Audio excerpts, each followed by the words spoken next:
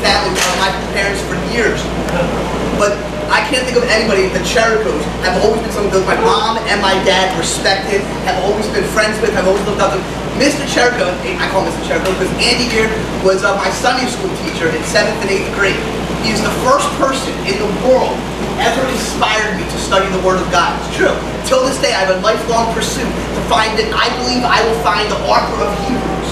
Because Andy, one time he made a statement when I was like 13 years old, and I am determined to find the author because of something he said. But I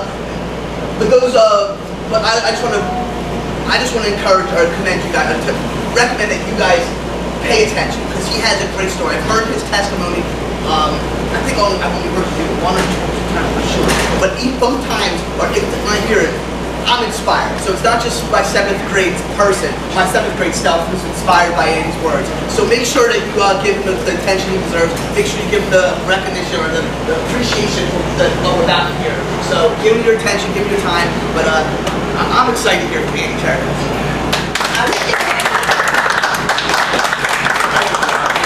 I hope you're all able to hear me. As Josh said, I'm Andy Cherico. I'm married to Suzanne Cherico over there. I have a son, David, who has 3 children, and we'll hear more about him a little bit later on. David lives on exit 101 on Route 80 in Pennsylvania. It's way out in the boonies. People ask me, what's it near? I say, well, you know where Erie is? Yeah, well, it's not near there. You know where Pittsburgh is?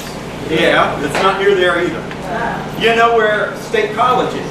Yeah, well, it's not near there either, but it's right in the middle of all that. It's really in the boondocks.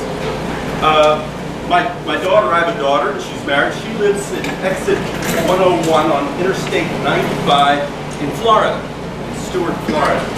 And she's married, she has a dog. You won't hear anything more about her. She's in the FBI and she doesn't tell me anything. So. I sold medical equipment for 38 years. I've been retired for 5 years. I born in Philadelphia, but spent most of my life in Bucks County, Pennsylvania. I went to high school at Woodrow Wilson High School, which changed its name to Harry S. Truman High School. I started my college career at Howard College, and they changed their name to Stanford University. I graduated from Trenton State College, and they're now called the College of New Jersey. I got my master's degree from Philadelphia College Bible, which changed its name to Philadelphia Biblical University, and is now called Cairn University.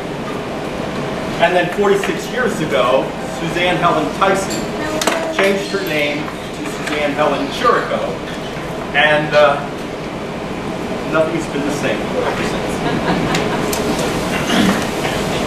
Change happens. Sometimes you can't do anything about it. Sometimes you have decisions to make.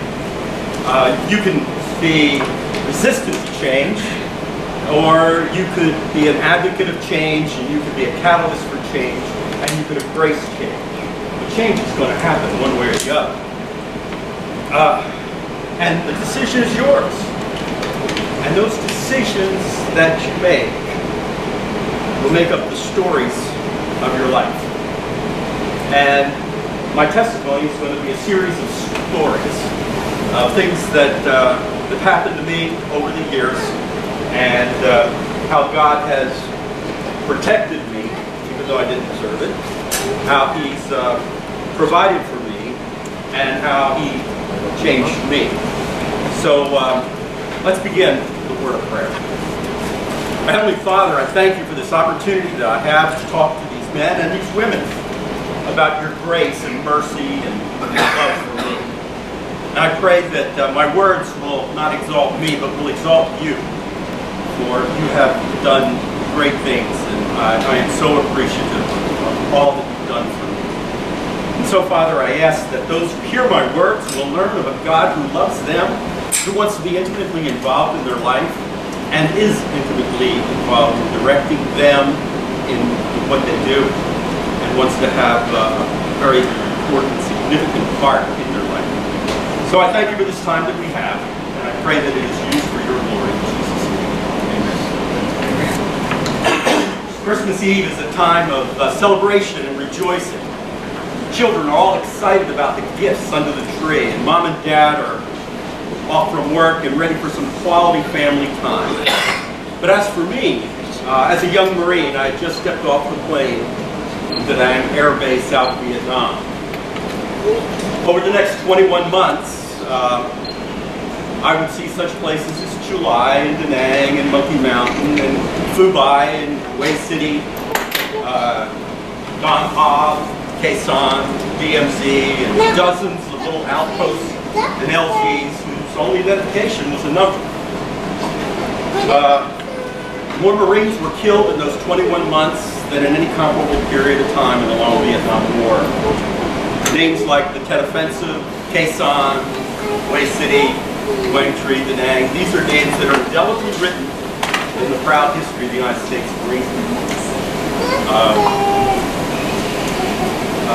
My training began at Parris Island, South Carolina. As a young 19-year-old, I had joined the Marine Corps. I'd spent a year in college, ran out of money, and decided I was going to get drafted. So in order to avoid the draft, I joined the Marine Corps. That's how I dodged the draft. I joined the Marine Corps, and Marine Corps boot camp is really hard. That is really challenging. If you go through Army boot camp and Navy boot camp and Air Force boot camp and you want to transfer over to the Marine Corps, you have to go through Marine Corps boot camp. You can't just skip it. However, if you've gone through Marine Corps boot camp and you want to transfer over to the Army, the Navy, or the Air Force, you don't have to go through their boot camp. Riddick Bowe, at age 29, was the heavyweight champion of the world. He decided he wanted to fulfill a lifelong dream. He wanted to become a Marine. And lasted all of 11 days. He washed out. See, it's not just the physical stress that's put on you, but it's also the mental and emotional stress. I heard recently that a young Marine committed suicide, recruit. And he had complained to his commanding officer that he had been verbally abused. But I can tell you this, there was not a single day in boot camp that I was not, and everyone in my platoon wasn't verbally abused. It just happened all the time. And it's something that you need to get through. You need to overcome because it's going to get a lot worse. It could be a lot worse. Well, this one particular day we were doing PT, physical training, and I might have been dogging it or something, and one of the drill instructors decided that I need special attention. So he called me out and told me to do push-ups until I tell you to stop. And so after what seemed like hours and hours, it was only a few minutes, but we broke from doing the push-ups and doing PT, and we went over to the ropes. And so I was like one of the first ones there, which was stupid on my part. Because my arms hadn't recovered yet from doing the push-ups, and so I wasn't able to go up the ropes. So the drill instructor said, okay, stand off to the side, and we'll let the rest of the platoon go. And there was 6 of us at the end that needed help. Meanwhile, the platoon goes on the run. Well, by now, my arms had recovered, and I was able to go up the ropes and didn't have a problem. And so the drill instructor told me to stand off to the side. He worked with the other 5. So I'm standing there, about 50 yards downrange. Our CO is surveying his domain, and he sees me. He sees my platoon on the run. What he doesn't see is the drill instructor working with the other 5 Marines. So he thinks I'm derelict in my duties, that I'm not where I'm supposed to be. And he calls me down to him, and he starts reaming me up one side and down the other. And told me he wanted me to report to him at 1,300 hours with my drill instructor. And so at 1,300 hours, I was in his office, and he started reaming me up one side, down the other again. And he sentenced me, even though I didn't do anything wrong. I was exactly where I was supposed to be. He sentenced me to 3 weeks in motivation platoon. Now, I usually get in trouble because of what I say. But this is one time I got in trouble because of what I didn't say. So motivation platoon, well, boot camp is hard, but motivation platoon is like boot camp on steroids. It's far worse. And much more involved. And in boot camp, your drill instructors are trying to make you better. In motivation platoon, they just want to punish you. They just want to punish you. So I have pretty successfully suppressed memories of those 3 weeks, and I don't want to dig them up anymore. But I did go back into training after those 3 weeks were over. I did get through it. I went back into training, only this time my platoon had advanced 3 weeks, so now I was in another platoon. And in this platoon, I was the unknown. The drill instructors knew my record, that I was a jailbird, and so they decided to make sure I didn't cause any problems in their platoon. So I got a lot of added attention. And the other Marines in the platoon were glad to give me plenty of space because they didn't want the attention that I was getting. And so they were happy, I wasn't, and the drill instructors got their way. I learned 3 things in there. I learned, first of all, I could take whatever the Marine Corps dished out. I could take it. But in order to take it, I had to be on my A game. I had to be the best Marine. I had to make a commitment, a decision to be the best Marine I could be. The third thing I learned was probably the Marine Corps was not going to be a good career choice for me. Okay? So I decided that I would do the best I could. And I got through boot camp.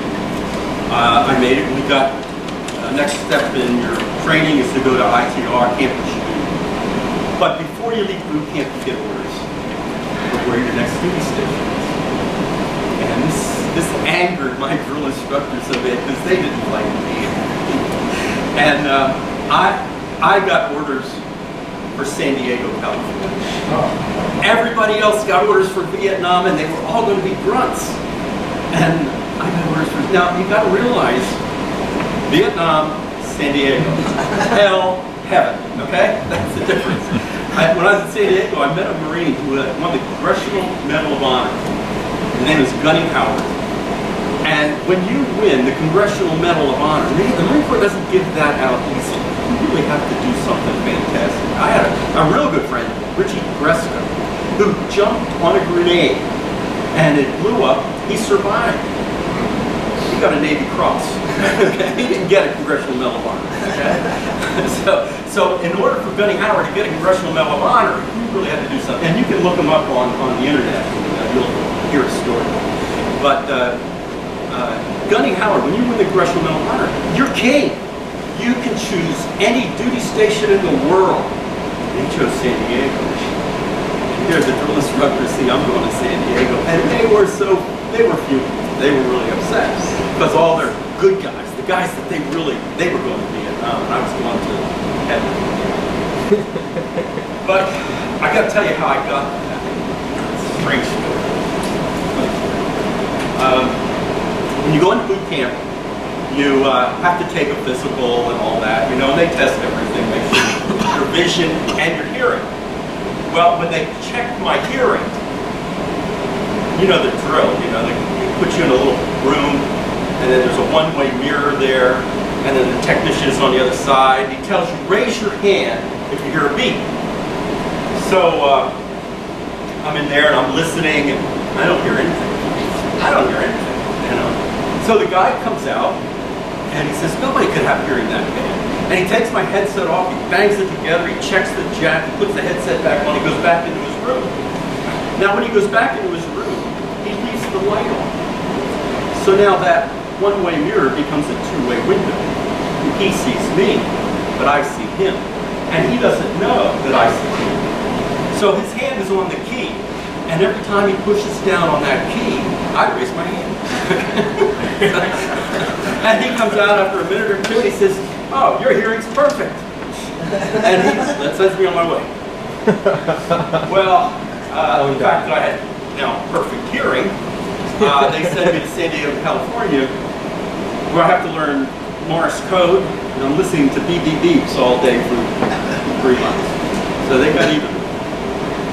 But it was in San Diego where I hooked up with 2 other Marines, Corporal Holmes and Lance Corporal Stockwell. And these guys were, well, we were drinking buddies. On Friday, we would each put $10 into the kitty and we'd go out drinking. And we would, $30 back then was enough to buy some booze, and you get pretty well wasted. And Saturday night, late Saturday night or early Sunday morning, we'd stagger back home and we'd sleep it off and then back to work on Monday. But this one Friday night, I drew guard duty. And it's very rare that you get guard duty because there were so many of us. And so I had $10 in my pocket. I could have bought my way out of the guard duty with the $10. But then I wouldn't have any money to put into the kitty for the booze. Now they said they would lend me the money and all that, but I didn't do that. So I saved my money, stayed home, and did my duty. My buddies hooked up with another Marine, and they went out, and as the story goes, they were sitting on a berm on a little hill. They were throwing their empty beer cans at passing vehicles. Always a fun, smart thing to do. Well, they hit a kid's pickup truck with a kid driving it, and the guy got out, and they got into an argument. They got into a fight, and they ended up killing him. There was a girl, underage girl, in the truck, and they took her out and they raped her. They were caught, they were tried in a military court and sentenced to life in prison. And I can't help think that if I was with them, would I have stopped them? Would I have been a part of it? Would I be in a federal penitentiary today? But by the grace of God, I am not guilty of their crimes. Now, I was a Christian at the time. I wasn't raised in a Christian home. My mother was a non-practicing Southern Baptist. My dad was a non-practicing Catholic. And but my mom knew enough that she had to get her boys, I have a brother, that had to get her boys saved before they reached their teens, or there would be hell to pay, literally. And so when I was 11, we started going to church, Sunday school. And I hated Sunday school. There was two kids sitting behind me. They'd been raised in the church. They've been friends since birth. And I'm the new guy, and they're just making my life miserable. I don't know what they were thinking, but I hated it. So I hated church, and my mother saw that I wasn't getting anything out of it, so I guess she got desperate. And she called the pastor and asked him to come over and talk to me. And so he came over and talked to me, we talked, and he led me to the Lord. I accepted Christ. That Sunday I walked up front, and then 2 weeks later I was baptized, and then 2 weeks after that we stopped going to church. And I was fine with that for 4 years. Fortunately, I have a younger brother who's 4 years younger than me, and it was his turn now. He reached 11. And so now we started going to a little Southern Baptist church, which is across the street from where we live. And so my mom, after a time of bribing, begging, and pleading with me to go to church with her, I did go. And after the service, I'm standing outside the church, and two girls come up to me and invite me to the youth group that night. So I decided, sure, these are two pretty normal people that are asking me to this. They're not strange, they're not weird. And they were inviting me to church, to the youth group that night. I said, sure, I'll go. And so I went that Sunday night. And they have, the Southern Baptist Church, you have training union, and then you have the evening service. And then after that, we went over to somebody's house, one of the kids' houses. There were 30 young people in that group. This is a small church, 30 young people. And they listened to Billy Graham on the radio. So they were really, it was amazing to me. And it caused me to want to get involved. I started reading my Bible, I started growing as a Christian, and it really changed my life. And there were two men who had a big influence in my life, and both of them had gone to Howard College, Birmingham, Alabama. So when I graduated from high school, I decided I'm going to go to Howard College in Birmingham, which became Stanford University. So I go down to Birmingham. Now you have to realize this is in the mid-60s. Birmingham, Alabama is the center of racial unrest. The civil rights movement is underway, and if you're an African American in Birmingham, you are not a second class, maybe fifth class. You're not too much above slavery. All right, it is a terrible time in our country's history. And things were changing. And the South was very resistant to those changes. And the school that I went to was a little Southern Baptist school, and they had a strong Christian community.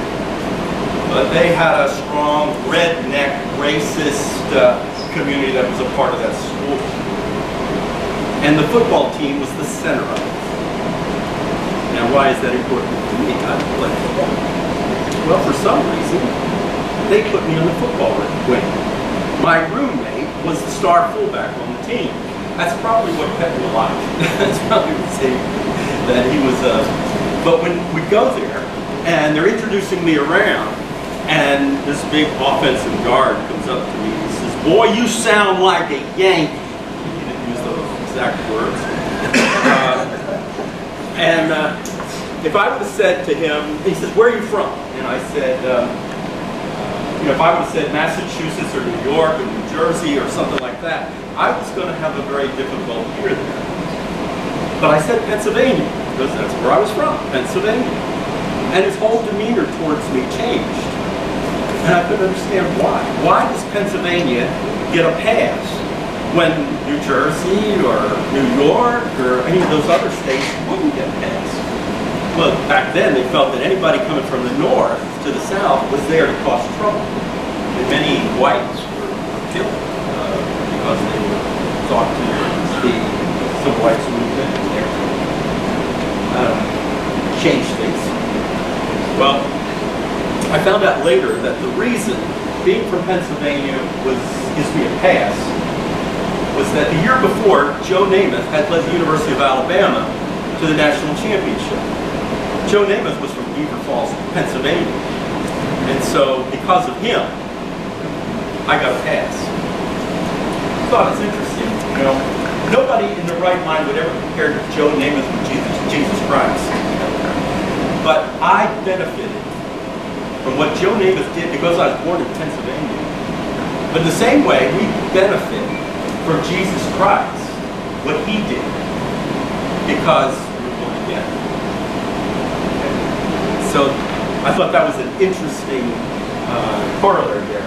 But I really appreciated what Joe Namath did. If I ever meet him, I'm going to have to thank him. He has no idea what it is about. But for me, it was important. The one guy asked me, "Did you play football?" Because in Alabama is the most football. Back then, they didn't have a professional football team. This is '65. They had Auburn and Alabama, University of Alabama, and you were one or the other. And they were very vehement about it. And one of them asked me, "Did you play football?" Because everybody in the high school, I remember one guy telling me, had 99 kids in his high school, 99 kids were on the football team. That's how it is. And he asked me, "Did you play football?" And I said, "Well, I broke my foot senior year, so I didn't play football." I didn't tell him I broke my foot playing on the front yard with my little brother. I didn't tell him that. I mean, there's some things you just don't know. But it gave me a pass, and I was fine. And I really enjoyed my time here. I had a strong group of friends that I hung around with, and so I was able to, we had good churches. But it was there for a year, and I ran out of money. And when you run out of money back then, you became open to the draft. It didn't take long for them to find you and draft you and put you in the military, because that was a big problem back then. And I knew that I would be drafted, and so I joined the Marine Corps. And let's get back to our story. After my time in San Diego, I did get orders for Vietnam. I didn't tell you that as a radio operator, the radio operator is the same thing as a grunt, only has a radio on his back. That's the difference. So I didn't really gain from that. But I got orders for Vietnam, and before you go to Vietnam, you have to go through jungle warfare training. And in jungle warfare training, you have guys there who've been to Vietnam, and they're telling you about what you could experience over there. and you soak up every word they're saying, because you don't know what's going to keep you alive. And so that's one of the things that I was doing. I just listened to everything they had to say, and I took it as gospel, except for one thing. They told me, if you're ever in an ambush, your first instinct is to dive for cover. But you have to realize that the enemy has picked that place to ambush you. They know where the likely cover is that you're going to jump to. And so the best thing to do is to do the unexpected. And exactly what would that be? That would be to charge full bore into the enemy fire. Well, I don't know about you guys, but to me, I thought that was suicide. So, I'm glad I never had to put that to the test. But let me ask you this. How many of you have been to war? How many of you have been to war? Just raise your hand.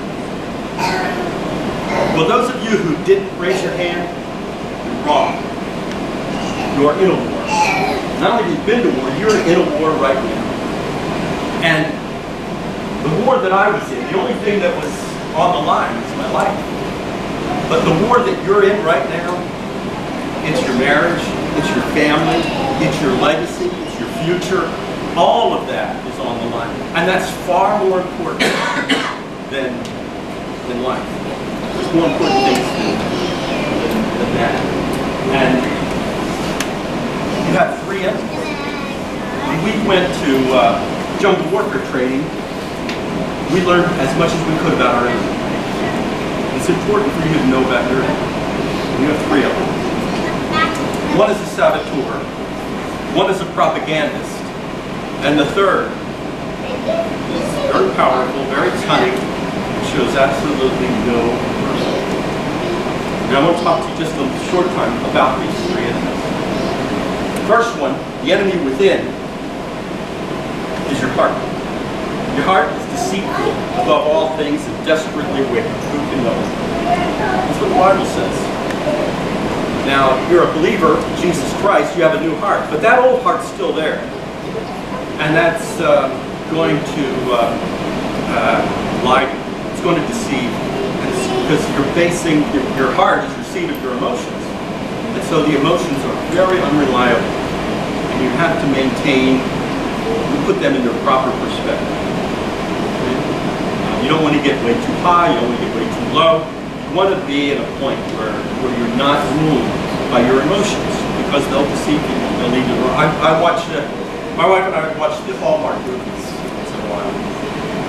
And invariably the woman in the movie who's torn between what she should do goes to a friend or a mother or someone and says to her, "What should I do?" And the mother says to her, the friend gives her advice of, "Follow your heart. Follow your heart." You know, I can think of no worse advice than that. How do you feel? Don't your feelings change from day to day on things? You know, why not? Hey, use your brain. Think about it. This guy's a bum. Dump him. Because your emotions will fool. But that's the saboteur. The second one is the propagandist. And that's the one who lies to you outside. That's the world. And we see it on the news and the papers, and we see it in the computers and courts and everywhere you look. The advertisements on TV and all that. They're trying to change your priorities, and they're trying to change your desires and things like that. They want to manipulate you into buying their product or seeing things their way. Okay? And so that's the world. And the third enemy is Satan. And Satan is alive and well with his demons. And you might think, you know, Satan's not omnipresent. My God. Satan has his limitations and all this. And why would you mess with me? I'm just a small fry. You know, I'm just a little guy. And he has big fish to fry. You know? Well, let me tell you this. You have a young pastor here. Well, I guess he's in his 30s, right? Yeah. And, you know, I know what it's like when a pastor falls. Our church had that experience a few years ago, and it was devastating. Our church had 800 people coming, and it dropped down significantly, and it took over a year and a half just to recoup what we'd lost. And a lot of people turned away, lost their faith, because this pastor had such a big impact in their life. So I want you to pray for Josh. I want you to uphold him, okay? He's going to have a lot of temptation because Satan wants to get him, okay? That's one thing, because they know that this church is going to have an impact in this community. It's going to grow, and this area is growing. And so you have to uphold your pastor. But what do you do? How do you fight this? How do you overcome this? Well, let me tell you a story. It was 0200 hours, and I'm wakened from a dead sleep with the words emergency recon extract. Now, the first thing that goes through my mind is that some Marine needs a dentist for an extraction. And why are they calling me? I told you I was in dead sleep. My brain was muddled and all this. Well, I realized what was going on, and I'm immediately up and out the door real quick. Well, let me tell you where we are in the story. I'm stationed at Pine Tree Airstrip, which is just below the DMZ. And we have some small helicopters, Huey gunships, we have Chinooks, CH-46s, and the CH-53, which are the Jolly Green Giants. And we have some fixed-wing observation planes there, too. They don't put the jets there, it's too dangerous for jets, okay? But they put these helicopters and things like that there. And I'm in charge of a communications section. There's about 15 or 20 men. I'm just to be 4, but you know, this is how it is. And one of my responsibilities was to ask for volunteers to be gunners on the CH-46s, the Chinooks. I was not allowed to be a gunner because I was in charge of the section. You can't have the person in charge of the section to do that. Well, to me, my way of thinking is I should have been the first one to volunteer to do that. And that way I would have earned the right to ask other Marines to volunteer. But I never lacked for volunteers. There was always someone who wanted to do that. And so I didn't have a problem finding gunners. Peter Gibson, Corporal Peter Gibson, had been there. He was kind of like just under me. And the only reason he was under me is because I had 2 months more in grade than he did. And so that's why I was in charge and Peter Gibson wasn't. But Peter Gibson was a good Marine. And he volunteered. He wanted to do this. And so I said, okay, Peter. I picked him, sent him out. And on May 10th, his helicopter was shot down. Peter Gibson was landed. They had 12 Marines in there. That were going to the hospital ship. And Peter Gibson got 6 of them out, and he went back to help the other 6. And the helicopter exploded. Peter was killed along with those other 6 Marines. And Peter received the Silver Star for his heroism. And because of that, I immediately volunteered to take his place. In the meantime, the staff sergeant had come. He outranked me by a couple of stripes, and he was able to take over the section. So that freed me up to do it. He was killed on. Peter Gibson was killed on Mother's Day. Brings back Mother's Day. Brings back.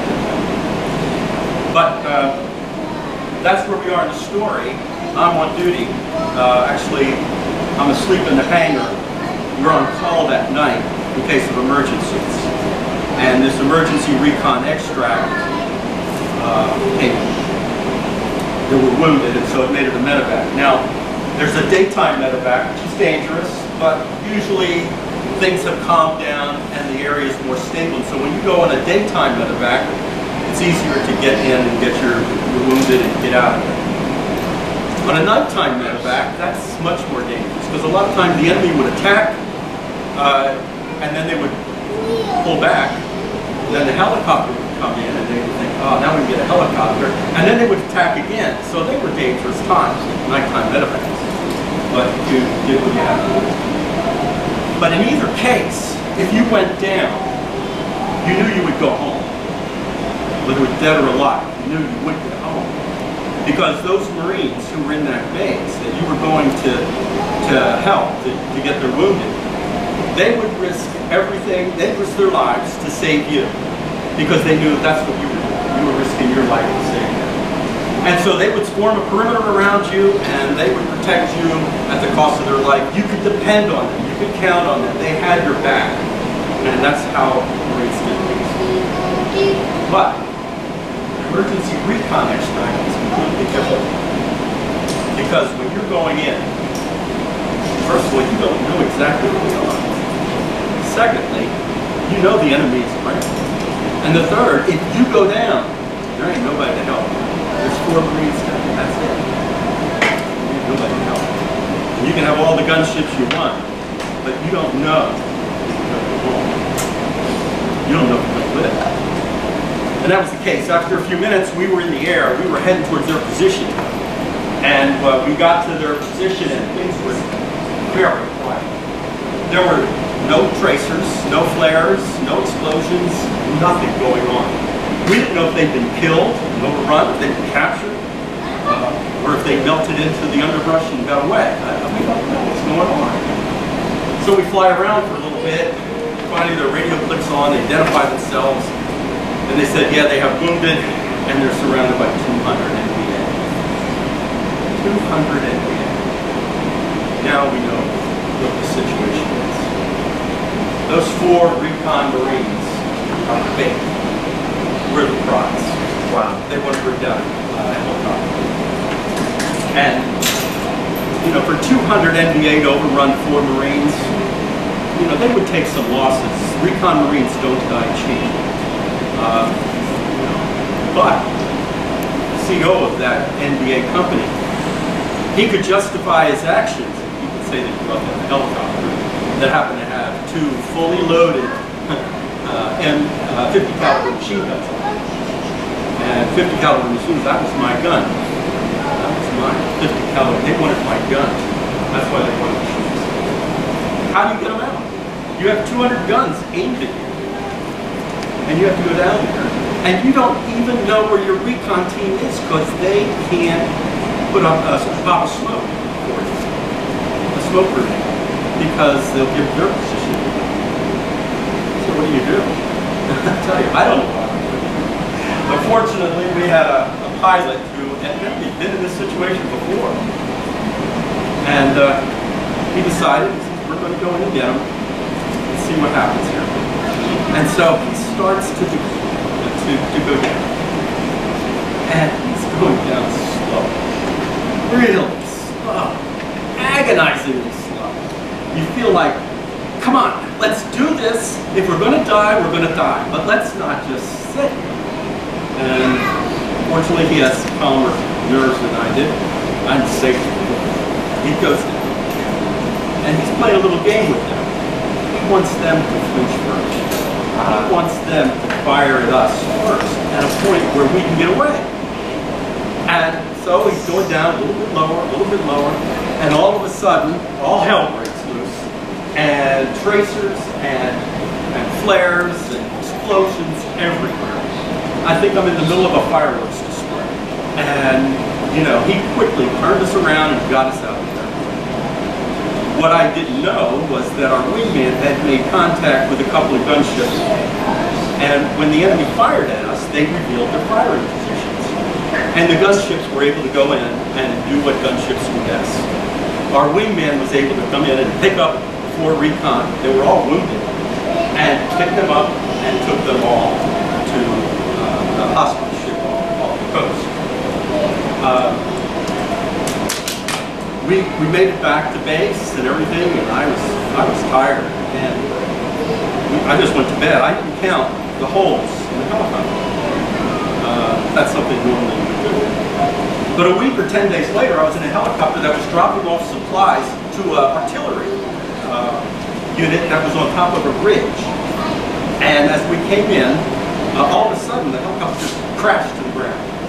Now we couldn't have fallen 50 feet. And nobody was injured. We all landed on our keisters, but we got out and looked around. What caused that helicopter to come down?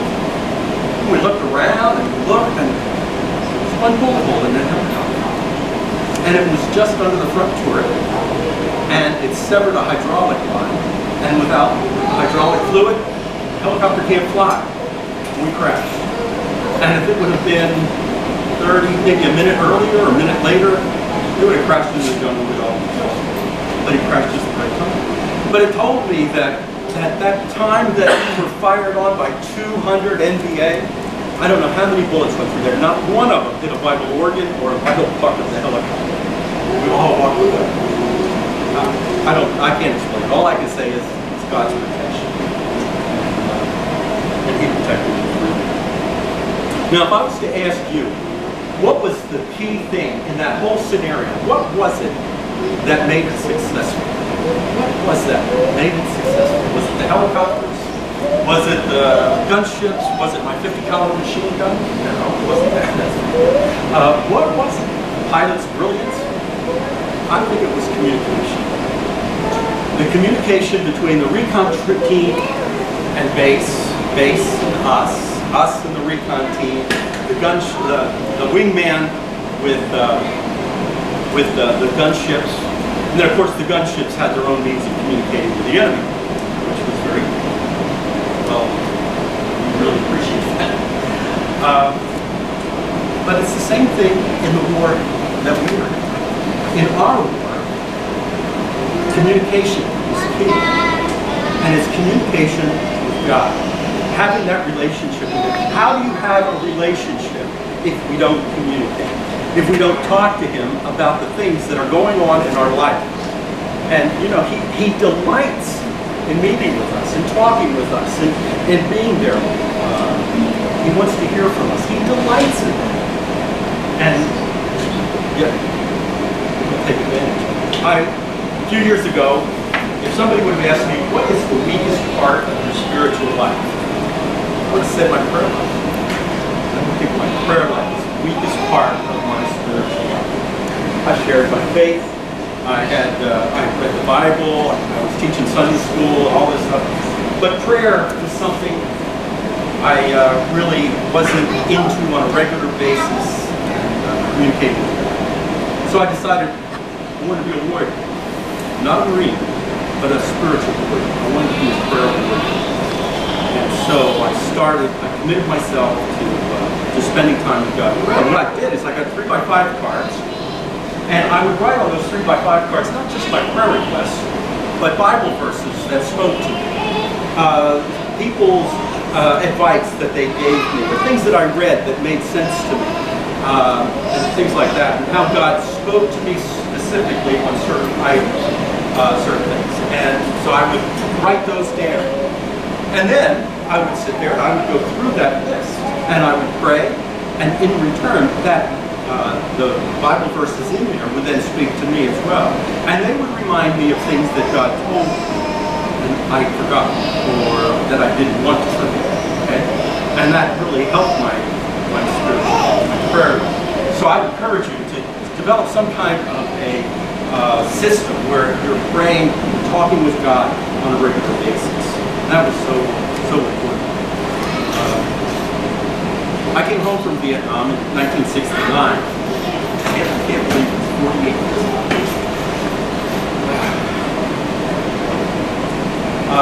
We flew into Santana, California, and it was about, I guess, 100 of us, and we were in this squad van. And it was the Labor Day weekend. We came in on a Thursday, and they said, it takes 2 days to process you out, which would be Friday, and then Monday was a holiday, and so we had to stay till Tuesday. So they gave us half our money and said, come back Monday night. So Southern California is a great place to be. You have a little bit of money and freedom like that. And we had a lot of freedom. Now, of course, we just come back to Vietnam, so we weren't quite civilized yet. But I hooked up with another guy. We had a good time. We rode horses, and we went to Disneyland, and did all kinds of stuff like that. So it was fun time. So Monday night, everybody reports back to the squad van. Because the next day we're going out. We're going home. And then some idiot says, "This is our last night in the Marine Corps. Let's celebrate. Let's have a go. Let's go out and go to the club and put one on." He says, "Guys, do what you want to do. I'm going to bed." So 10 o'clock that night, I went to bed. Now, everything needs to be in order. You know, Marines, even though you're back from Vietnam, you still have a responsibility to keep your area neat, make sure the place where you're in is organized and well kept. And so that's how it was. I went to bed at 10 o'clock. I woke up the next morning at 6 o'clock. That whole squad bay was in complete disarray. Bunks were turned over, mattresses were strewn all over the place, pillows were lockers. It was a mess. It was like an earthquake hit. And I didn't know anything. And there's supposed to be somebody on guard duty, on watch, walking around, making sure there's no fires, you know. And there's nobody there but me. Mine was the only rack that wasn't touched. And I'm yelling. I says, "Hey, is there anybody here?" You know. Well, a fire watch in the next squad bay heard me and came over and says, "What are you doing here?" I said, "I went to bed here last night at 10 o'clock. And I wake up and look at this place. It's a mess. I hope they don't expect me to clean it up." And the guy says, "Well, no. They all came back. They were all drunk. They got into a big fight. The MPs came and took them to the brig. They're going to spend the day in the brig." And so, got protected with care. I wasn't a part of it. I was able to get processed out. You know, I can't believe that I slept through that whole thing. But I'm not usually that heavy a sleeper, you know? But I slept through it all. I think he protected me and made me sleep. And nobody ruined, you know, pushed me over, pushed my rack over because I was on top of it. Anyway, I was able to go home. And, you know, when you get processed out, there's a bunch of doctors and nurses, and you know, there's 100 guys there expecting. It's just me with my little personal belongings bag. And where's everybody? They'll be here tomorrow.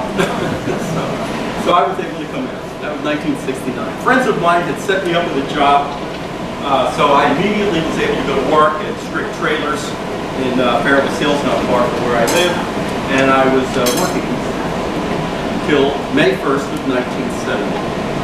Now, May 1st of 1970 was a red letter day. Oh, I ought to tell you this, that when I came back from Vietnam, I'd also made a commitment that I was going to get back into church, and that I was going to go to church regularly. And by doing that, I met some friends, and they introduced me to this college and career group. John Schlack was in our group. You know him, some of many of you. Mitch Treisman was in that. A girl named Jackie Strauss was in that. That's Josh's mother. And there was like 100 kids. It was really an active group, and so it was really nice to be in that. And that helped me in my adjustment to civilian life. And so this one particular May 1st was a Friday. I registered for college. I was going to go back to school, get my degree. And 3 o'clock I went to work. I was working 3 to 11 at Strict. 5 o'clock, boss calls me and says, "Andy, I'm sorry, but I'm going to have to let you go.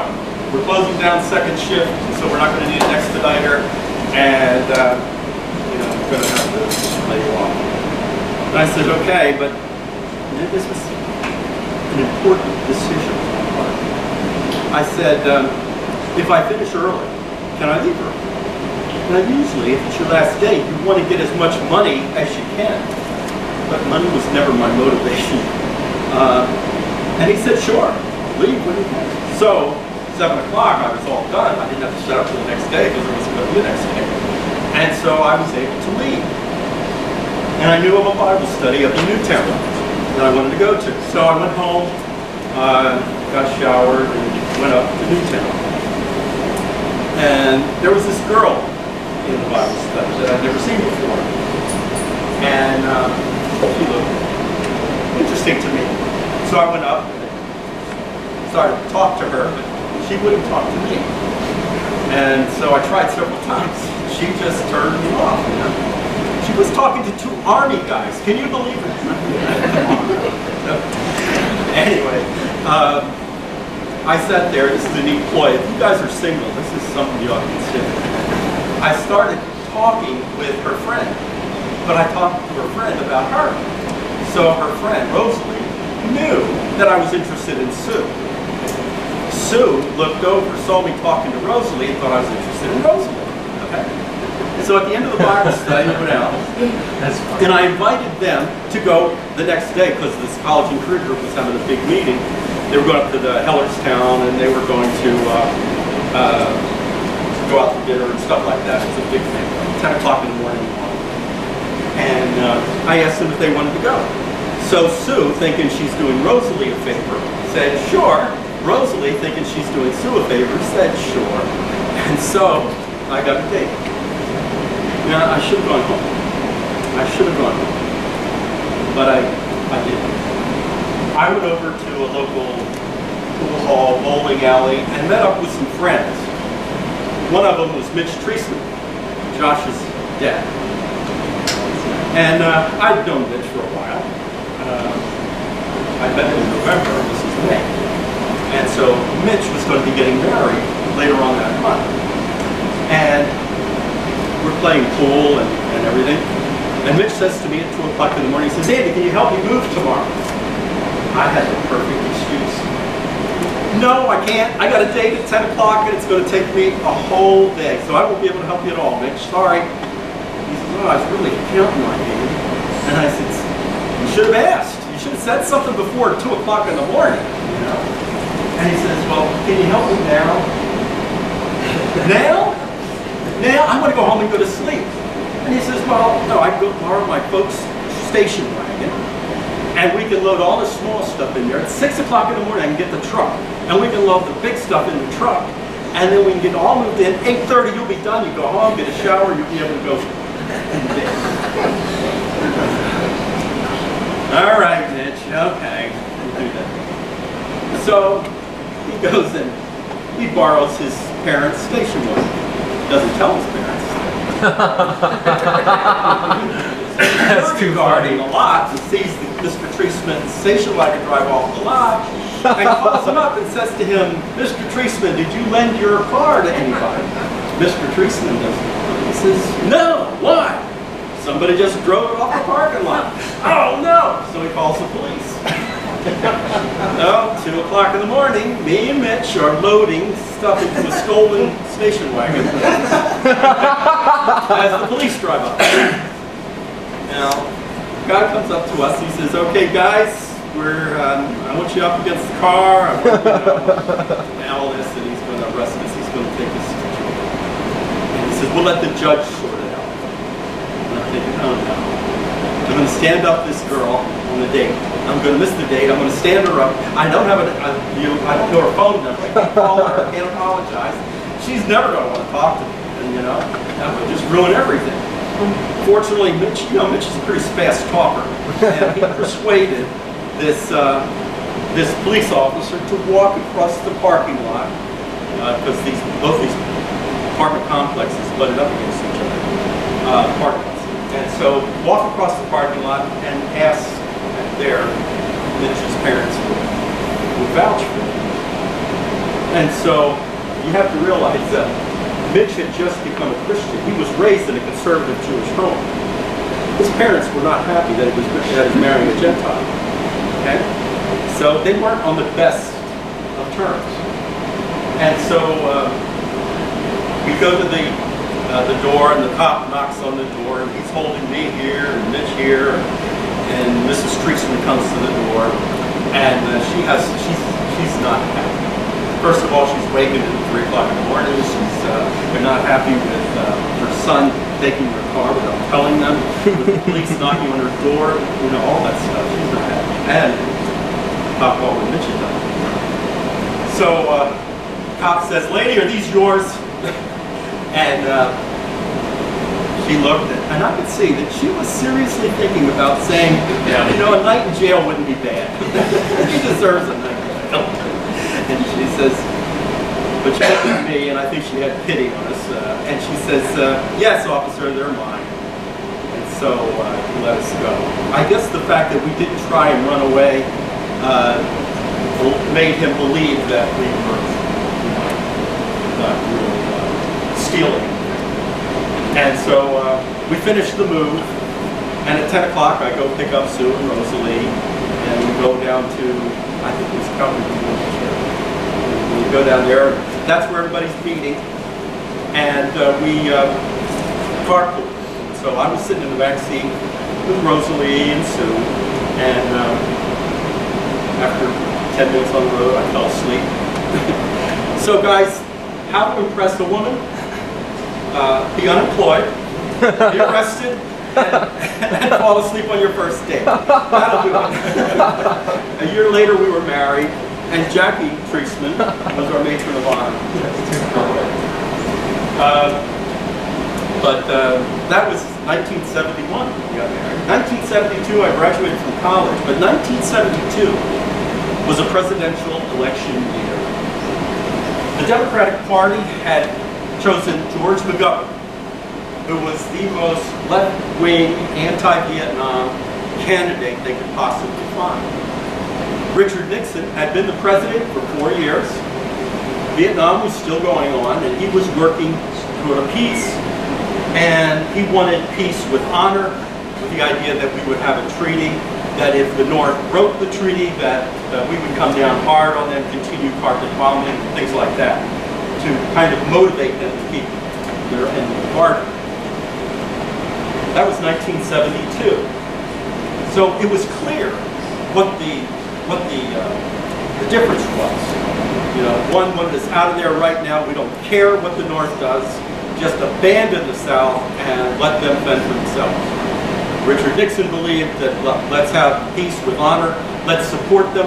That if the North comes down, you know, we'll stop it with a bomb. So that was what the election was about. George McGovern won all the votes from Washington D.C. and Massachusetts, all the electoral votes from Washington, D.C. and Massachusetts. And Richard Nixon won the other 49 states, won everything. It was an overwhelming consensus by the people of this country that we wanted peace with honor. And that's what would have happened, except, and March of 1973, all U.S. combat forces were out of Vietnam. That was it. Okay. That was 1973. But also in 1973, Watergate came into play. And the media and the Democratic Congress that did not want to continue financing the war backed us out of our agreement with the South and the North. And they allowed the North to invade the South and didn't do anything about it. 1974, my son was born, and in 1975, Vietnam fell. Now, I'm going to read you some statistics, and the reason I'm reading them to you is because I don't want you to think I'm making them up. This appeared in the American Legion magazine, and it was written by a man named Louis-Simon Neto. He was a French reporter in Vietnam for over 5 years he was there. And the name of the article is The Wrong Side Won. And in the article he talks about how, there was no reason to rejoice. Yet when President Ford proclaimed at Tulane University in New Orleans that the Vietnam War is finished as far as America is concerned, 1 week before South Vietnam was finally crushed, he received a standing ovation. The reaction should have been more muted, given the grim fate to which vast numbers of South Vietnamese have been delivered. For them, the real cavalry only started with the communist victory. Between 200,000 and 400,000 Vietnamese drowned while fleeing their country on fishing boats and makeshift rafts, according to the UN High Commission for Refugees. Some 65,000 were executed 1 million ended up in concentration camps where 165,000 were tortured or starved to death. Among those killed were 30,000 whose names had been on lists of CIA informants left behind at the embassy, according to the National Archives. That was our legacy. Well, a stewardess tells of the most dramatic part of her flying career came during the last days of the war. When Pan Am took over at least 2,000 babies, mostly Asian Americans, due for adoption in the United States out of Saigon. We weren't allowed to leave the aircraft because of enemy fire, but we could see how some desperate mothers threw their children over the fence at Tan Son Nhut to be brought to safety by our crew. I remember someone handing me 2 babies hidden in a basket. Once I counted more than 400 babies on our Boeing 747. They were everywhere, even in the luggage racks, above the seats. And they were so still. Always so still. On that plane was a 6-month-old baby girl.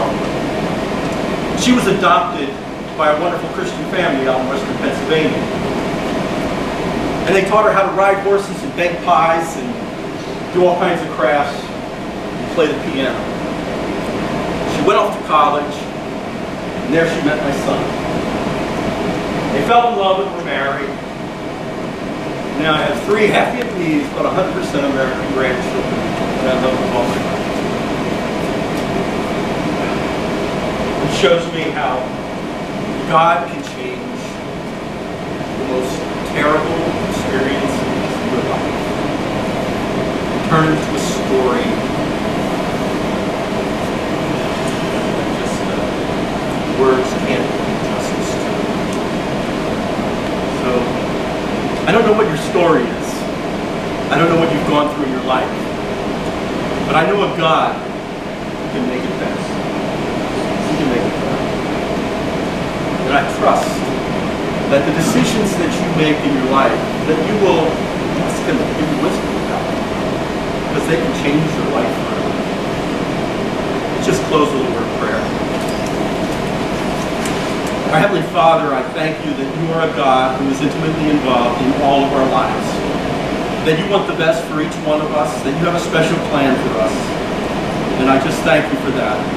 And I pray that each one of us will search their hearts to see how they can serve you, because we know only through serving you, being obedient to you, can we live a fulfilled life, can we live a life that have meaning and purpose. Thank you for this time, thank you for each one who's here. We pray this all in our Lord's name.